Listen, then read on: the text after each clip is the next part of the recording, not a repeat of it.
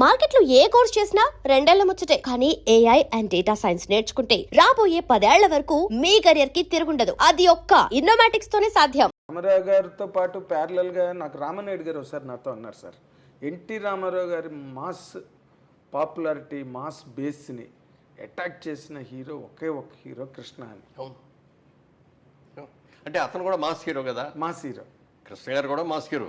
James bond సినిమాలన్నా బాగా వచ్చినాయి, తర్వాత రామారావు ఆయన కలిసి చేసి ఈ బాగా వచ్చినాయి. అవును, అన్నీ వచ్చినాయి. అంతే డైరింగ్ వెళ్ళిపోయాడు. అదే ఆ క్రేజ్ ఎక్కువ వచ్చిందండి. ఆయన డేరింగ్ అండ్ డాషింగ్ అన్న ఒక క్రేజ్. కానీ వాళ్ళిద్దరి మధ్య వచ్చిన రిఫ్ట్ ఎన్నాళ్ళు కంటిన్యూ అయింది సార్? అది పెద్ద ఎక్కువ రోజులు ఓకే, తొందరగానే. అదే మన అల్లూరి సీతారామరాజు తాను కూడా నాగేశ్వరరావు గారికి అగేనెస్ట్గా కూడా చేశారు దేవదాసు. అవును, అందరం ఇండస్ట్రీలో చాలా మంది అనుకున్నాం Devadasu fail అయిపోతాడని.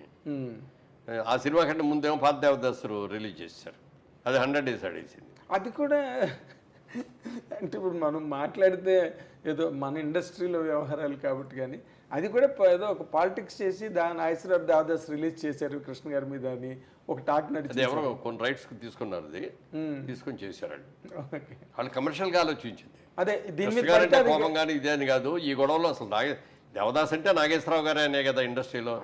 Other languages Dilip Kumar చేశారు, తమిళ్లో శివాజీ గారు చేశారు, అన్ని ఫెయిల్ చేయలేదు. దిలీప్ కుమారే అన్నాడు ఈజ్ బెస్ట్ అని చెప్పి, ఈజ్ ద బెస్ట్ అని చెప్పి చేశాడు. దానికి తోడు ఘంటసాల గారి పాటలు, అజరామరమైన పాటలు, అసలు దాంట్లో సావిత్రి గారు అసలు. సో అవన్నీ ఏంటంటే ఇది రిలీజ్ చేసుకుంటే మనకి డబ్బులు వస్తాయి అనుకున్నారు, రిలీజ్ చేశారు బ్రహ్మాండంగా. కంప్లీట్ కమర్షియల్, అది కమర్షియల్ ఇదే తప్ప ఇందులో కృష్ణ గారి మీద ఇండియాలో కూడా లేరు. అప్పుడు గుండె ఆపరేషన్ కోసం అమెరికాలో ఉన్నారు. ఆయన పర్మిషన్ తీసుకుని రిలీజ్ చేశారంటండి ఆ రోజున. అంటే ఇండస్ట్రీలో మాట్లాడుకునే మాటలు. తర్వాత ఇన్ జనరల్గా సార్ రామారావు, నాగేశ్వరరావు, కృష్ణ గారు ఇదంతా ఇలా జరిగితే మీరు ఒక సక్సెస్ఫుల్ పర్సన్ నటుడుగానా, నిర్మాతగానా, లేకపోతే ఒక రియల్ ఎస్టేట్ రియల్టర్గానా, లేకపోతే రాజకీయాలు కాస్త పక్కన పెడదాం సార్, ఇందులో మీరు you are a very very highly successful person sir. అంటే ఫెయిల్యూర్స్ని దగ్గరికి రానివ్వని ఒక విజయవంతమైన వ్యక్తి మీరు. మీ అంత ఒక విజయవంతమైన వ్యక్తి అంటే మీ తాలూకా క్రమశిక్షణ అనండి, పట్టుదల, దీక్ష, ఏమైనా అనండి దాన్ని. But you are a successful man till this minute. But cinema ఇండస్ట్రీలో మీరు వెళ్ళిన తర్వాత ఎంతమందో మీ కళ్ళెదురుగుండా ఫెయిల్ అయిన వాళ్ళు ఉన్నారు సార్. అంటే ఒక హరనాథ్ రాజు గారు కానీ, రాజబాబు కొంత అయ్యి స్వయంకృత అపరాధాలు అంటారే. అంటే నేను ఇండస్ట్రీకి వచ్చినప్పుడు ఎలా ఉండాలనేది కొంతమందిని చూసి నేర్చుకున్నాం, ఎలా ఉండకూడదు అనేది కూడా కొంతమందిని చూసి నేర్చుకున్నాం. అందుకని మీరు చూడండి, వాళ్ళ తర్వాత వచ్చిన హీరోలు ఎవడో కూడా ఆ ఇదిలో ఎవడో చెట్టకొట్టుకోలే. ఎవడికాడే ఎలా సక్సెస్ఫుల్ అవ్వాలి, ఎలా సక్సెస్ తెచ్చుకోవాలి, ఆ వచ్చిన డబ్బులు ఎక్కడ ఇన్వెస్ట్ చేయాలి, ఏం చేయాలి అనేది అందరూ కూడా ఇప్పుడు ఎవరు పలానా వాడు చేతుల మూలంగా ఇటు బాడీ చేసుకున్నాడు అని ఒక్కడు ఎవరు లేడు. హర్నాథ్ గారు, రాజ్బాబు తర్వాత ఇంకెవరు లేరు. వాళ్ళతో మీరు కలిసి ఏమైనా వర్క్ చేశారా సార్? హర్నాథ్ గారితో చేయలేదు, రాజ్బాబుతో చాలా సినిమాలు చేశాం. బట్ రాజ్బాబు కూడా అంత హైలీ సక్సెస్ఫుల్ పర్సన్, కారణం ఏంటి సార్ ఆయన అలాగా? అంటే సొంత సినిమాలు దిగటం మొదలుపెట్టి కానీ సొంత సినిమా అనేటప్పుడు హీరో క్యారెక్టరైజ్ కూడా ఆయన. మరి దానికి తగ్గట్టు సినిమాలో కొన్ని సక్సెస్ అయ్యాడు బాగానే. ఎవరికి వారు ఏమన్నా అది బాగా సక్సెస్ అయింది. 100 రోజులు కూడా ఆడింది అది. దాంట్లో కూడా నేను వేసాను. అవును, మీరున్నారు. అదే ఇప్పుడు చలం గారు కూడా కొన్నాళ్ళు సక్సెస్ఫుల్ చేశాడు, ఆయన కూడా హీరోగా. అవునండి, ఆ టైపు పద్మనాభం గారు.